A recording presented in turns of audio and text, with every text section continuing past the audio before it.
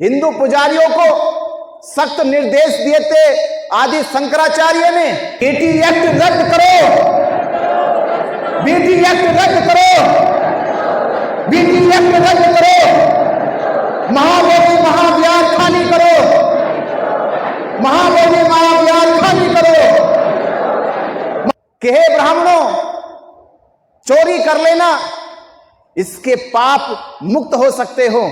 हत्या कर लेना, इसके पाप से मुक्त हो सकते हो। डकैती डाल लेना, इसके पाप से मुक्त हो सकते हो। दुराचार कर लेना, इसके पाप से मुक्त हो सकते हो। पर बुद्ध की वाणी सुन मत लेना, बुद्ध की प्रतिमा को देख मत लेना, बुद्ध के भिक्षुओं के साथ बैठ मत जाना, इस पाप से कभी मुक्त नहीं हो सकते। बुद्ध तो विष्णु के अवतार हैं। मैंने कहा कोई प्रमाण तो दो। आपने राम को विष्णु का अवतार कहा तो रामायण पढ़ाई ना आपने। आपने राम को विष्णु का अवतार कहा तो रामायण पढ़ाई गई। आपने कृष्ण को विष्णु का अवतार कहा गया तो गीता पढ़ाई। तो बुद्ध को भी कहो, तो बुद्ध की भी तो किताब पढ़ाओ। रावण को जीतने के लिए राम को युद्ध करना पड़ा, कृष्ण को कंस को जीतने के लिए युद्ध करना पड़ा। पूरा महाभारत दो परिवारों के भेंट चढ़ गया। और बुद्ध ने 45 साल में सबसे कुख्यात अंगुली माल को केवल एक वचन में जीत लिया। इतनी भी क्या जल्दी थी। पर उन्होंने 6 जुलाई 1949 को एक बीटी एक्ट पारित करा। और पारित करने में केवल 3 लोग, ना तो विधानसभा में पारित हुआ, ना संसद में पास हुआ, ना कोई राज्यसभा में पास हुआ। केवल 3 लोगों की चर्चा के बीच ये पास हुआ। 3 लोगों की चर्चा, पंडित जवाहरलाल नेहरू और बिहार के राज्यपाल और मुख्यमंत्री, 3 लोगों ने मिलकर ये एक्ट बनाया। हमें बुद्ध पूर्णिमा इस बार वहां मनानी है जहां बुद्ध पूर्णिमा की पहचान को मिटाया जा रहा है। परम पूज्य बाबा साहब डॉक्टर अंबेडकर मंच पे उपस्थित भिक्खुनी संघ को वंदना करते हुए और आप सभी आयोजक समिति, धम्मबंधु, धम्म उपासक, जिन्होंने करीब 15-20 दिन से मेहनत की इस कार्यक्रम को सफल बनाने के लिए, और आज ये कार्यक्रम सफल हुआ, उसका सबसे बड़ा परिणाम यह है कि जितनी भी यहाँ कुर्सी मुझे दिखाई दे रही थी वो सभी कुर्सी भर चुकी है। तो कुर्सी भर गई तो आपकी मेहनत सफल हुई। ये कार्यक्रम महाबोधि महाविहार मुक्ति आंदोलन,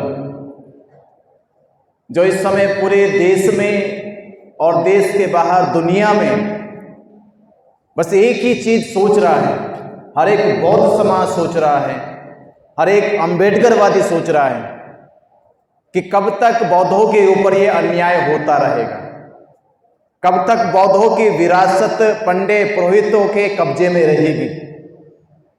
अब हम और ज्यादा देर तक रुक नहीं सकते, इंतजार नहीं कर सकते। अब फैसला हो जाना चाहिए। और इस फैसले के पीछे कितनी बड़ी साजिश और षड्यंत्र रचा गया। 1949 से लेके आज तक हमारे पास दुनिया में मुसलमानों के पास अपने प्रमुख धर्म स्थलों का पूरा नियंत्रण है, पूरा हिसाब किताब है। ईसाइयों के पास है, सिखों के पास है, हिंदुओं के पास तो जाने कितने मंदिरों का प्रबंधन है, हिसाब किताब है। और इस दुनिया में अगर किसी के पास नहीं है तो वो बौद्ध है। बौद्धों के पास अपने प्रमुख धर्म स्थल का कोई प्रबंधन नहीं है। और जब बौद्धों के पास अपने धर्मस्थल का प्रबंधन नहीं होगा तो वो बौद्ध धर्म का प्रचार प्रसार किस प्रकार करेगा, कैसे करेगा? अगर किसी परिवार का घर छीन लिया जाए तो उस परिवार को क्या कहोगे? बेघर कहोगे। और बेघर परिवार कहां रहेगा? किराए पर रहेगा, झोपड़ियों में रहेगा, दर दर की ठोकरें खाएगा। बना बना परिवार बिछड़ जाएगा उसका। अगर एक छत होगी तो कुनबा और परिवार जुड़ जाएगा। बौद्ध एक क्यों नहीं हुए? बौद्धों का संरक्षण एक क्यों नहीं हुआ? क्योंकि बौद्धों के पास अपना धर्मस्थल नहीं है। ये दुनिया में कैसी घटना हुई, पर हम चुप हैं। 135 साल से चुप हैं। अनागारिक धम्मपाल जी ने श्रीलंका से चलकर आए।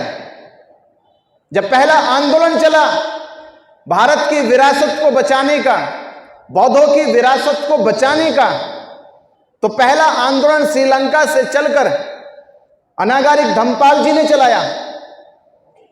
दूसरा आंदोलन चला भारत की विरासत को बचाने का, बौद्धों की विरासत को बचाने का, तो जापान से चलकर आए बदन सुरेश ससाई ने चलाया। यह पहली बार है।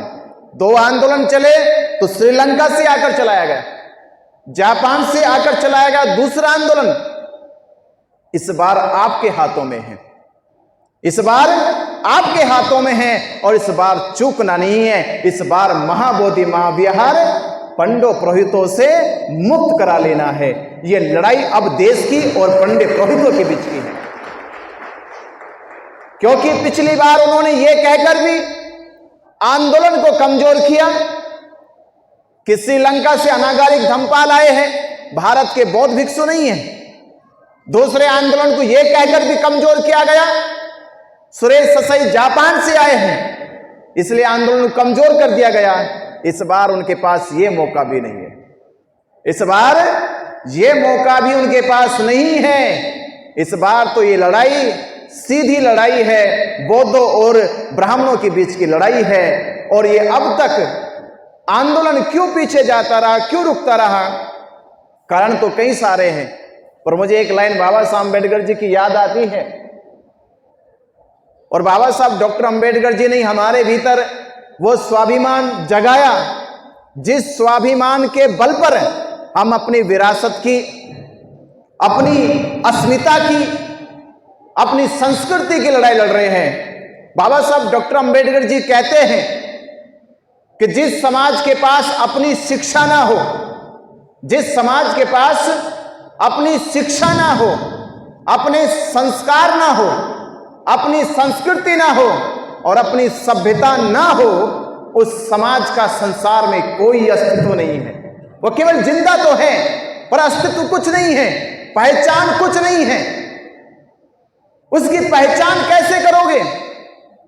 किसी समाज की पहचान उसकी शिक्षा से हो सकती है, उसके संस्कारों से हो सकती है, उसकी संस्कृति से हो सकती है। और संस्कृति बिना धर्मस्थलों के विकसित नहीं हो सकती। संस्कृति को फैलाने के लिए, संस्कृति का प्रचार प्रसार करने के लिए आपके पास अपना तीर्थ स्थल होने चाहिए, धर्म स्थल होने चाहिए, ज्ञान के स्थल होने चाहिए, और वही हमारे पास नहीं है। इसलिए मैं एक लाइन कहता हूं कि लूटी संस्कृति हमारी, ये देश दास क्यों बना, गुलाम क्यों बना? इस देश का SC ST OBC समाज जो आज अपने हक व अधिकारों की लड़ाई लड़ता है, अपने वजूद की लड़ाई लड़ता है, अपनी अस्मिता की लड़ाई लड़ता है, अपनी पहचान की लड़ाई लड़ता है, इस देश में बहुसंख्यक होकर ये अलग अलग अल्पसंख्यक कहलाया जाता है। ये अपनी पहचान की लड़ाई क्यों लड़ता है? कि लूटी संस्कृति हमारी दासहीन बनाया था, कि लूटी संस्कृति हमारी दासहीन बनाया था।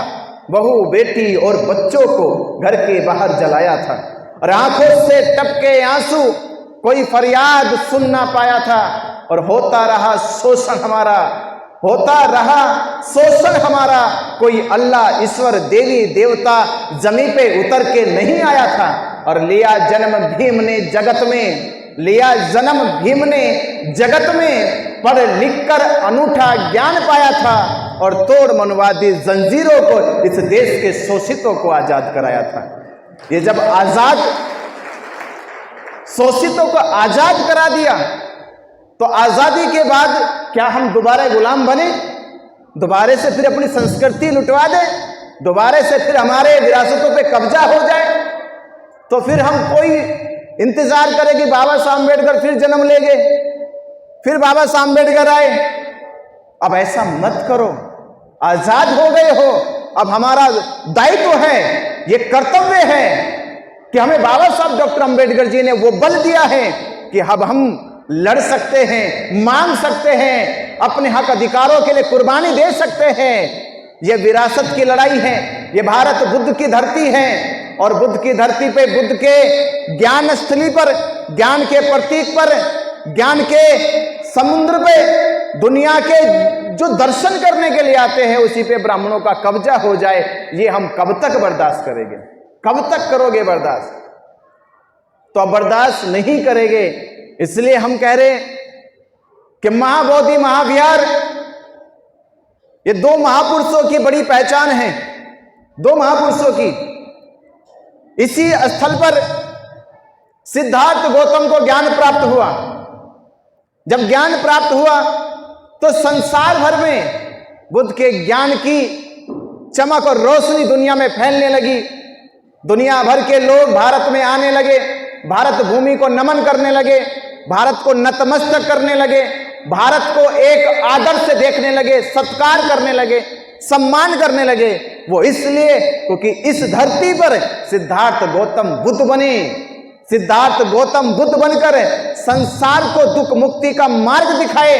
इसलिए संसार के लोगों ने इस धरती को, भारत भूमि को आकर नमन किया।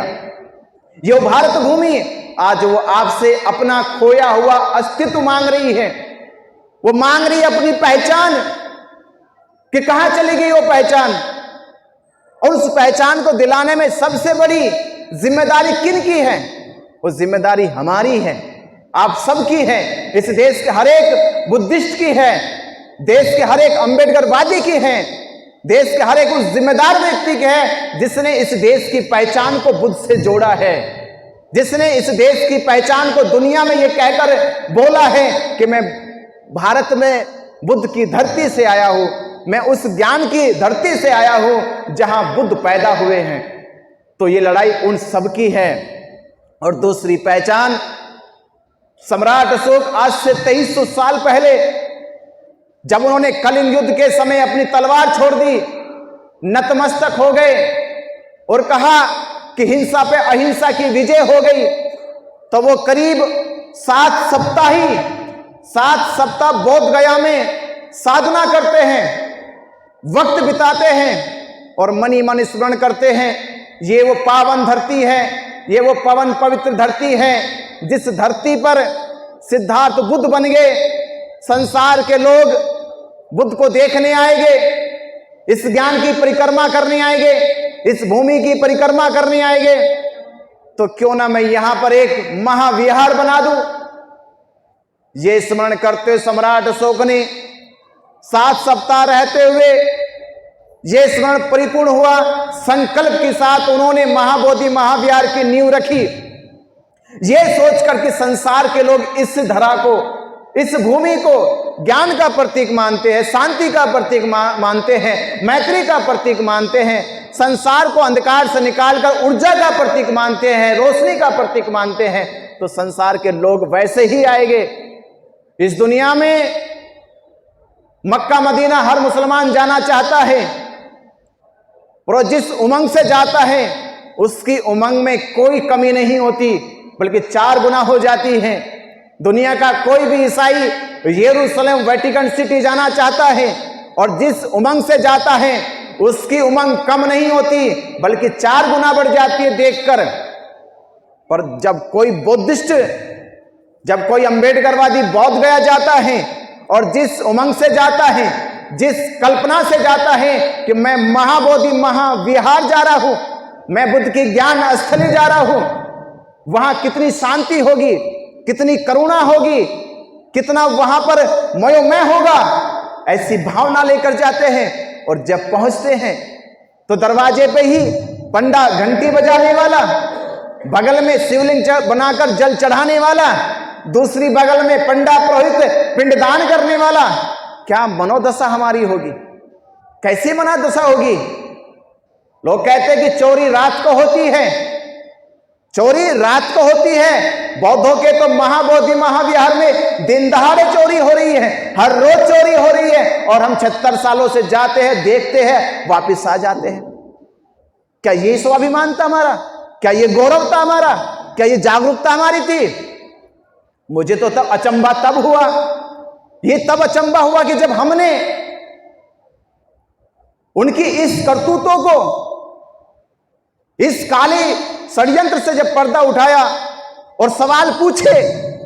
आप एक हिंदू पुजारी हो, हिंदू पुजारियों को सख्त निर्देश दिए थे आदि शंकराचार्य ने, हिंदू पुजारियों को आदि शंकराचार्य ने सख्त निर्देश दिए थे 8वीं सदी में, यह कहकर कि हे ब्राह्मणों, चोरी कर लेना, इसके पाप मुक्त हो सकते हो, हत्या कर लेना, इसके पाप से मुक्त हो सकते हो, डकैती डाल लेना, इसके पाप से मुक्त हो सकते हो, दुराचार कर लेना, इसके पाप से मुक्त हो सकते हो।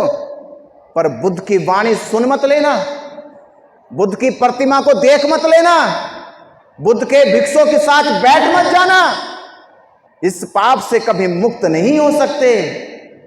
अगर तुम ऐसा करते हो तो 7 जन्मों तक, 7 पीढ़ियों तक तुमसे तुम्हारा स्वर्ग छीन लिया जाएगा।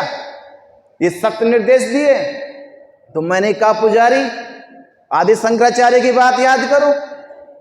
अरे ब्राह्मणों का तो सारा आंदोलन बुद्ध के खिलाफ है, तो जाओ खिलाफ चलाओ, यहां शरण में पढ़ के मांग के क्यों खा रहे हो? ये बुद्ध की शरण है, बुद्ध की शरण में मांग कर क्यों खा रहे हो? तो क्या कहते हैं कि बुद्ध तो विष्णु के अवतार हैं, बुद्ध तो विष्णु के अवतार हैं। मैंने कहा कोई प्रमाण तो दो। आपने राम को विष्णु का अवतार कहा तो रामायण पढ़ाई ना आपने, आपने राम को विष्णु का अवतार कहा तो रामायण पढ़ाई गई, आपने कृष्ण को विष्णु का अवतार कहा गया तो गीता पढ़ाई। तो बुद्ध को भी कहो, तो बुद्ध की भी तो किताब पढ़ाओ, बुद्ध के त्रिपिटक पढ़ाओ, धम्मपद पढ़ाओ, जातक पढ़ाओ, बुद्ध के सूत्र पढ़ाओ। तो कम से कम जब तराजू में तोलोगे तो पता चल जाएगा कि सच क्या, झूठ क्या, कल्पना क्या, सत्य क्या, अंधकार क्या, उजारा क्या।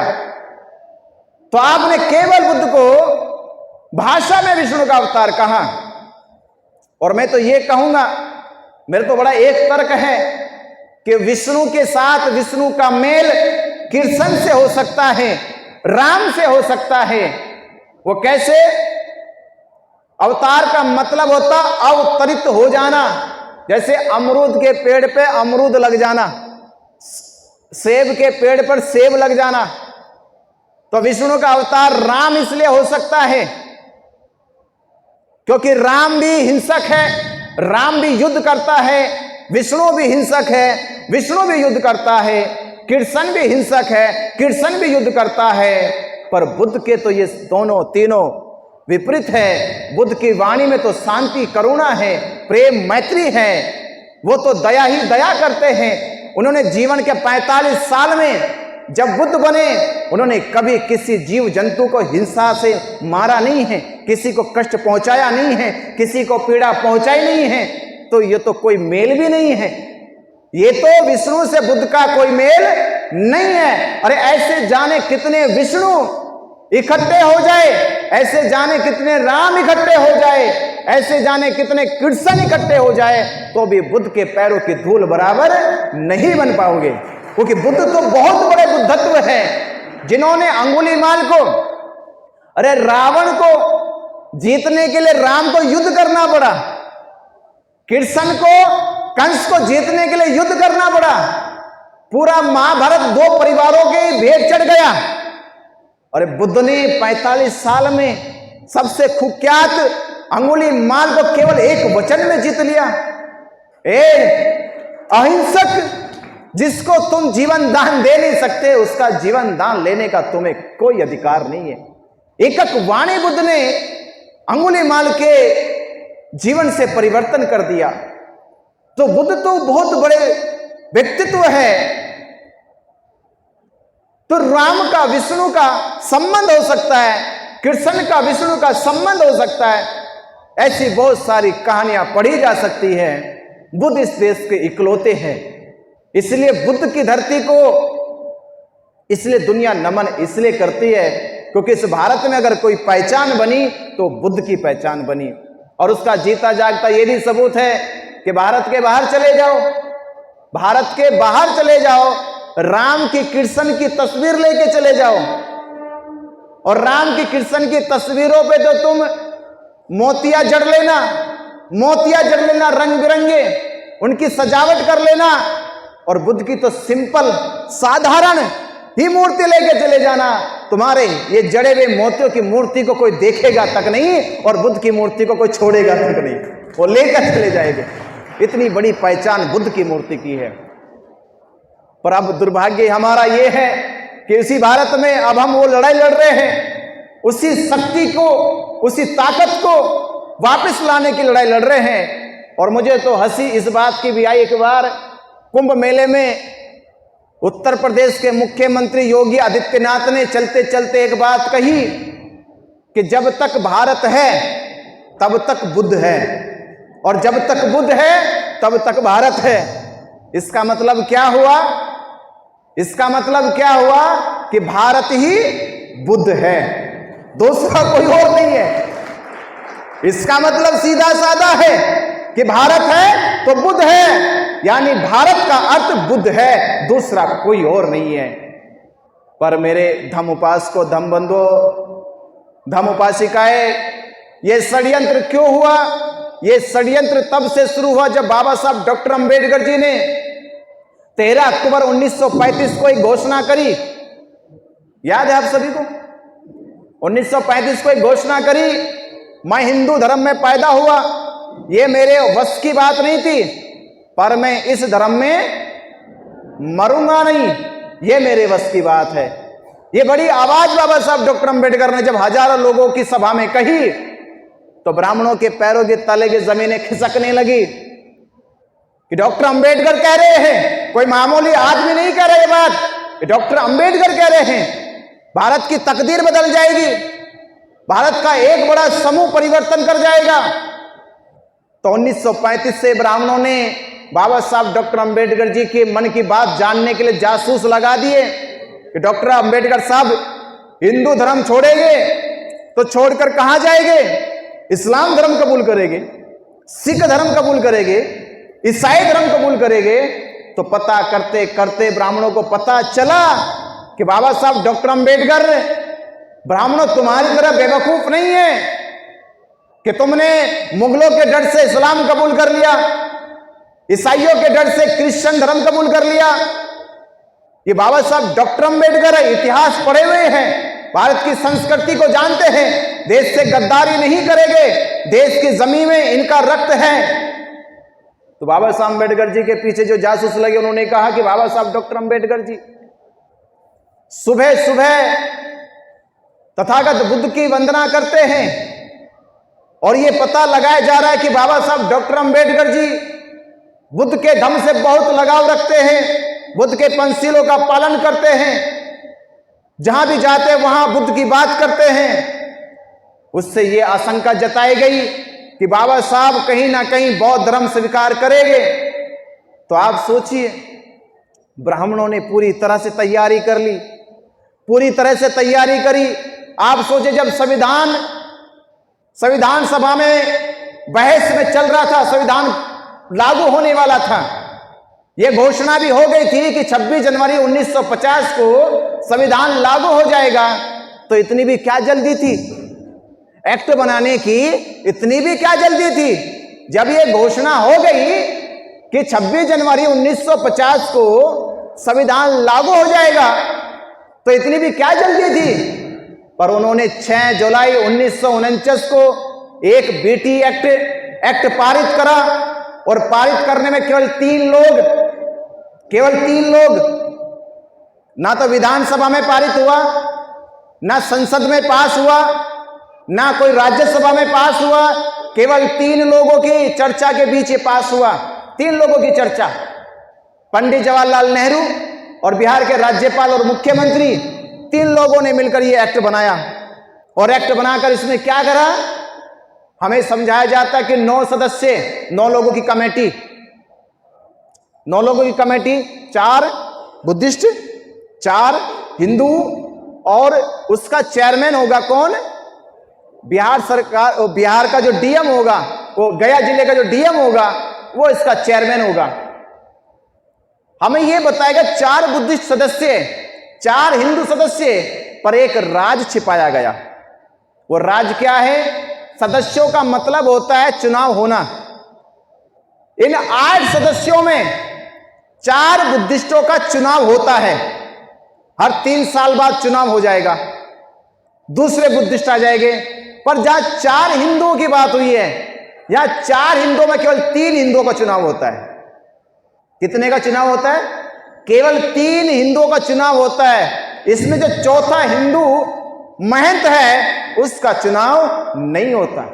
उसको महाबोधि महाविहार के, उसके नाम रजिस्ट्री कर दी गई है। ये उसे इसका पुश्तैनी मालिकाना हक दे दिया गया है कि पीढ़ी दर पीढ़ी महंत, आज भी वो महंत की 3री पीढ़ी उस पर कब्जा करे बैठी है। उसका कोई चुनाव नहीं होता, वो अब तक कब्जा करे बैठा है। महाबोधि महाविहार में सम्राट अशोक ने जो महल बनाया, उस महल में कब्जा करे बैठा है। बुद्ध की जो कई सैकड़ों मूर्तियां थी, उन मूर्तियों को कब्जा करके बैठा हुआ है। ये इस बात ना तो सरकार ने बताई। सरकार ने ये तो बताया 8 लोगों की समिति और 9वें चेयरमैन हैं, पर 8 लोगों में किस किस का चुनाव होता है, किस किस का नहीं होता है।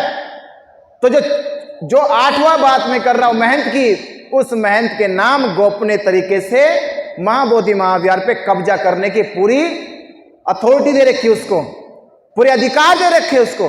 वो मनमानी करता है। बहुत भिक्षुओं से पहले जाके घंटी बजा दे सकता है, वो बहुत भिक्षुओं को लाइन में लगा सकता है। वो जब चाहे वहां शिवलिंग स्थापित कर सकता है, जब चाहे विष्णु की मूर्ति स्थापित कर सकता है, जब चाहे गणेश की मूर्ति बिठा सकता है। सैकड़ों पंडितों को जब इस श्राद्ध का इनका कार्यक्रम चलता है, पिंडदान का कार्यक्रम चलता है, तो सैकड़ों पंडित पुरोहित महाबोधि पर महाविहार में प्रवेश कर जाते हैं। सैकड़ों लोग, हजारों की संख्या में पिंडदान का कार्यक्रम चलता है, हजारों की संख्या में इतने लोग वहां पर आते पिंडदान करने, और बस हम देखते रहते हैं मूक दर्शक की तरह। हम आवाज नहीं उठाते। तो हमने जब आवाज उठाई तो पता चला उनके पास जवाब नहीं था। बड़ी शालीनता से भी बात करी, प्रेम से बात करी, पर सच्चाई से बात करी, सत्य तथ्यों के साथ बात करी। तो जब जवाब नहीं हुआ और 6 दिन के बाद डीएम ने फरमान जारी करा कि अब कोई भी बौद्ध भिक्षु या बौद्ध अनुयायी मोबाइल लेकर बुद्ध विहार में नहीं जाएगा, कैमरा लेकर बुद्ध विहार में नहीं जाएगा। ये फरमान जारी हुआ, अखबार में छपा, वहां पर पोस्टर चस्पा कर दिए, और ये नियम आज महाबोधि महाविहार में है कि अब हम वहां मोबाइल लेके नहीं जा सकते, कैमरा लेके नहीं जा सकते। तो भाई ये क्यों हुआ? वो इसलिए हुआ कि आपने उनका झूठ पकड़ लिया, उनका झूठ पकड़ा गया। उनका खेल जो 76 सालों से खेला जा रहा था, वो खेल देश और बौद्धों के सामने आ गया। अब एक बौद्ध आएगा, एक बौद्ध भिक्षु आएगा, वो बार बार इनसे यही पूछेगा, हे पंडित पुरोहित तेरा इसमें क्या काम है? ये बौद्धों का घर है, बौद्धों की विरासत है, तुम यहां पे क्या कर रहे हो? जब उसका कोई वेरिफिकेशन नहीं होगा तो कौन कहलाएगा वो? जब वेरिफिकेशन नहीं होगा, जैसे सरकार, जब देश में हमारे कोई बाहर से आता है और उसका वेरिफिकेशन ना हो, उसके पास हमारे देश की नागरिकता ना हो, तो उसे क्या कहा जाएगा? क्या कहा जाएगा? ये कोई ना कोई जासूस है, ये ना कोई जासूसी करने के लिए देश में आया है, ये देशद्रोही आदमी है कोई ना कोई। तो वैसे ही महाबोधि महाविहार में जब वेरिफिकेशन होता कि पंडे तुम्हारा बुद्ध से क्या लेना देना, क्या तुम बुद्ध के 4 आर्य सत्य जानते हो, क्या तुम बुद्ध के आर्य अष्टांगिक मार्ग को जानते हो, क्या तुम बुद्ध के प्रति समत्पाद को जानते हो, क्या तुम बुद्ध के इस दर्शन पे चलते हो संसार अनात्मावादी है, क्या तुम बुद्ध के इस दर्शन पे चलते हो कि बुद्ध ने कहा संसार में कोई ईश्वर नहीं है। जब ये वेरिफिकेशन होता और पंडा पुरोहित उसमें पकड़ा जाता तो उसे क्या कहा जाता, ये बहरूपिया है, ये चोर है, ये लुटेरा है, ये महाबोधि महाविहार की संपत्ति को लूटने आया है, संस्कृति को लूटने आया है। तो हम भी उस पर ये आरोप लगा के उसे जेल डाल सकते थे, बाहर निकाल सकते थे, पर हमसे वो वेरिफिकेशन ना हो जाए इसलिए कैमरा मोबाइल उन्होंने बंद करवा दिया। तो हमने कहा चिंता ना करो, चिंता ना करो। अब आपने मोबाइल कैमरा बंद करवाया है, अब हमारा भी ये लक्ष्य है जब तक हम पंडे पुरोहितों का वहां जाना बंद ना कर दे तब तक हमारा आंदोलन चलता रहेगा, तब तक चलता रहेगा जब तक ये बीटी एक्ट रद्द ना हो जाए और पंडा पुरोहित महाबोधि महाविहार से बाहर ना हो जाए, तब तक ये आंदोलन चलता रहेगा।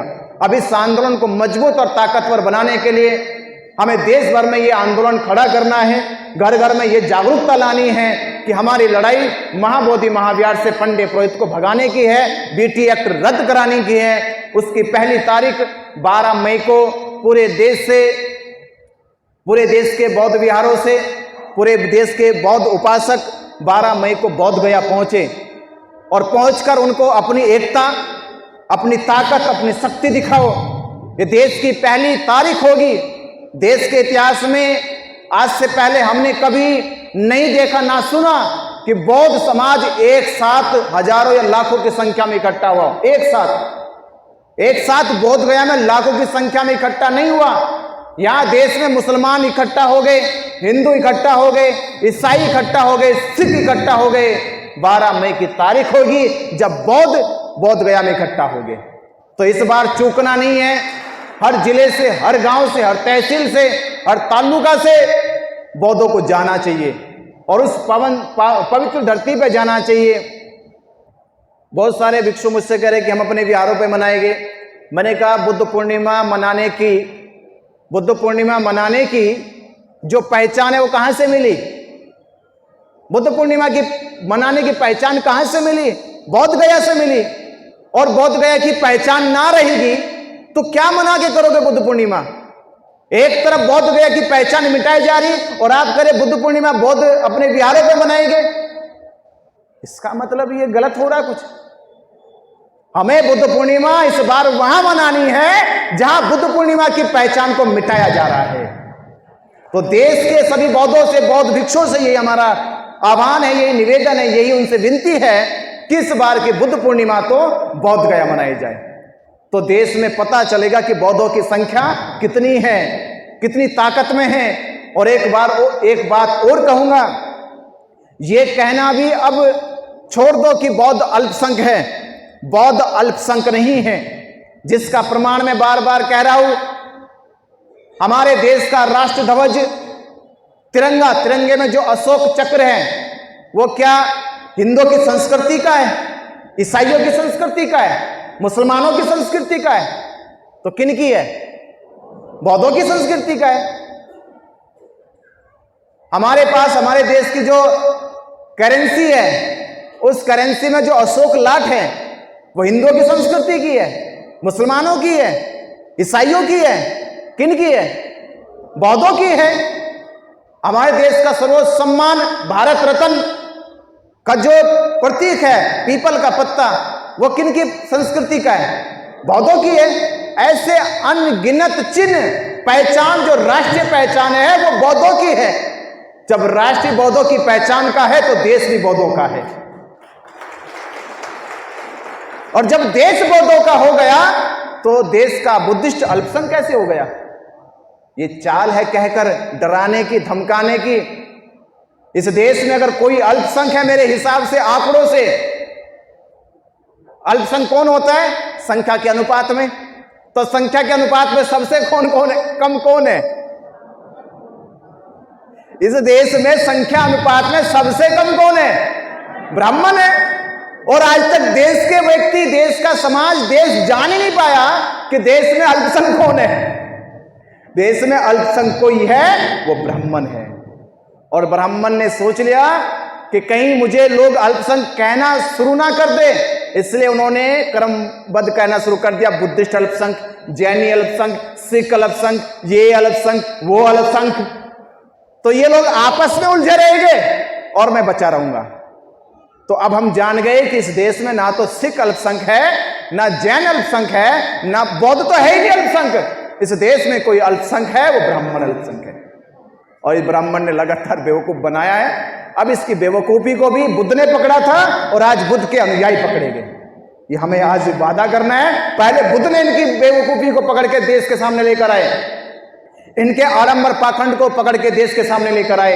अब हमारी जिम्मेदारी है कि हम बुद्धिस्ट है तो इस देश के इस आडंबरी पाखंडी की बेवकूफी को पकड़ के देश के सामने लाए, देश की जनता के सामने लाए। किस तरह से इसने देश के लोगों को लड़ाकर, उनके आपस में विवाद कराकर किस तरह से अपनी रोटियां सेकने का काम किया। तो आज हम जिस विरासत की लड़ाई के लिए लड़ाई लड़ रहे हैं, वो उस विरासत में हर व्यक्ति का भाग होना चाहिए, सहभागिता होनी चाहिए। बस आपसे ये निवेदन करने के लिए कि महाबोधि महाविहार मुक्त हो जाएगा, तो आप सोचिए, हमारे भिक्खुनी जाति बोध गया जितने मौलाना है, उनके पढ़ने लिखने की जिम्मेदारी उनके सर्वोच्च संस्थाएं करती है, सर्वोच्च संस्थाएं। ईसाइयों के जितने पोप पादरी है, उनकी पढ़ने लिखने की जिम्मेदारी उनकी सर्वोच्च संस्थाएं करती है। हिंदू एवं अपने हिंदू जो पढ़ने वाले पुजारी उनकी सर्वोच्च संस्थाएं उनकी जिम्मेदारी उठाती है।